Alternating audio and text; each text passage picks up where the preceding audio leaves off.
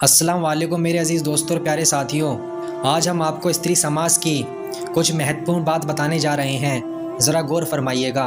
स्त्रियों को अर्धनग्न और छोटे कपड़े में घूमने पर जो लोग या फिर स्त्रियां यह कहती हैं कि कपड़े नहीं सोच बदलो, तो उन सभी लोगों से मेरा यह सवाल है और मैं आशा करता हूँ कि आप सभी लोग तहे दिल से जवाब देंगे। पहली बात, हम सोच क्यों बदलें? सोच बदलने की नौबत आखिर आ ही क्यों रही है?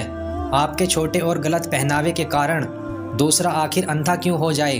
और आपने क्या लोगों की सोच बदलने का ठेका लिया है, ये बताइए। दूसरी बात, आप उन लड़कियों की सोच का आकलन क्यों नहीं करते जो भरे बाजार में शॉर्ट्स और छोटे छोटे निक्कर पहनकर घूमती हैं? उन्होंने क्या सोचकर ऐसे कपड़े पहने कि उसके स्तन, पीठ, जांघें यतदी सभी दिखाई दे रहा है? इन कपड़ों को पहनने के पीछे इनकी क्या सोच है?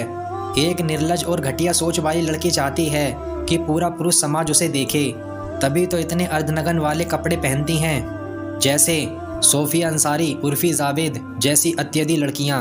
वहीं दूसरी तरफ एक सभ्य और सीधी सादी लड़की बिल्कुल पसंद नहीं करेगी कि कोई गैर मर्द उसे गलत नज़रों से देखे, जो कि नेक लड़कियां होती हैं।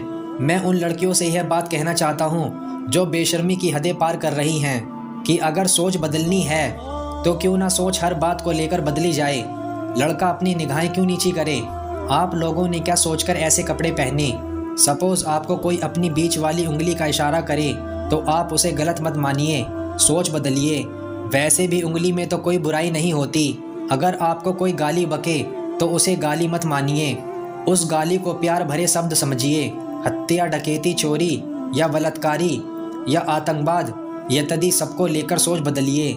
सिर्फ स्त्रियों के नंगेपन को लेकर ही क्यों पुरुष अपनी सोच बदले? क्या ये सारे कार्य पुरुष की आज़ादी की श्रेणी में ही आते हैं? कुछ लड़कियां कहती हैं कि हम क्या पहनेंगे ये हम तय करेंगे, पुरुष नहीं। मेरे कहने का मतलब तो यह है कि बहुत अच्छी बात है, आप ही तय करें, लेकिन हम पुरुष भी किन लड़कियों का सम्मान या मदद करेंगे ये भी हम तय करेंगे, स्त्रियां नहीं। और हम किसी का सम्मान नहीं करेंगे तो इसका मतलब यह भी नहीं है कि हम किसी का अपमान करेंगे। फिर कुछ विवेकहीन लड़कियां कहती हैं कि हमें आज़ादी है अपनी ज़िंदगी जीने की। जी बिल्कुल आज़ादी है। मैं तो कहता हूँ ऐसी आज़ादी सबको मिलनी चाहिए।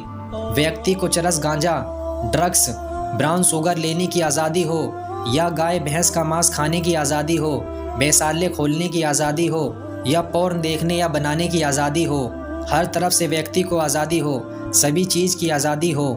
सिर्फ अर्धनग्न वस्त्र पहनने की आज़ादी क्यों? लड़कों को संस्कारों का पाठ पढ़ाने वाली स्त्री समुदाय क्या इस बात का जवाब देगी कि क्या भारतीय परंपरा में ये बात शोभा देती है कि एक लड़की अपने भाई या पिता के आगे अपने निजी अंगों का प्रदर्शन बेशर्मी से करे? क्या यह लड़कियां पुरुषों को भाई पिता की नज़र से नहीं देखती? जब ये खुद पुरुषों को भाई पिता की नज़र से नहीं देखती तो फिर खुद के अधिकार से क्यों कहती हो कि हमें माँ बहन की नज़र से देखो? वाह दीदी वाह, कौन सी माँ बहन अपने भाई बेटे के आगे अर्धनग्न होती है? भारत में तो ऐसा कभी नहीं देखा। सत्य यह है कि अश्लीलता को किसी भी दृष्टिकोण या नज़र से सही नहीं ठहराया जा सकता। यह कम उम्र के बच्चों को यौन अपराधों की तरफ ले जाने वाली एक नशे की दुकान है और इसकी असल वजह है स्त्रियों का छोटे कपड़े पहनना। विज्ञान के अनुसार 4 तरह के नशों में एक नशा अश्लीलता और वासना का भी है। वासना को सबसे बड़ा नशा और बीमारी बताया गया है। यदि यह नग्नता आधुनिकता का प्रतीक है तो फिर पूरा नग्न होकर स्त्रियां पूर्ण आधुनिकता का परिचय क्यों नहीं देती? गली गली और हर मोहल्ले में जिस तरह शराब की दुकान खोल देने पर बच्चों पर इसका बुरा प्रभाव पड़ता है, उसी तरह अश्लीलता समाज में यौन अपराधों को जन्म देती है। इसको किसी तरह भी सही या अनुचित नहीं ठहराया जा सकता। मेरे अजीज़ दोस्तों और प्यारे साथियों, विचार करिए और चर्चा करिए या फिर मौन धारण करके तमाशा देखिए। और मेरे अजीज़ दोस्तों और प्यारे साथियों, अगर किसी को मेरी बात से दिल में ठेस पहुंची हो तो उसके लिए सॉरी और तहे दिल से माफ़ी चाहता हूं। और आपको हमारी बात कैसी लगी कमेंट में ज़रूर बताना और आपके अपने चैनल को सपोर्ट करना। अस्सलाम वालेकुम। सबसे पहले सलाम करो।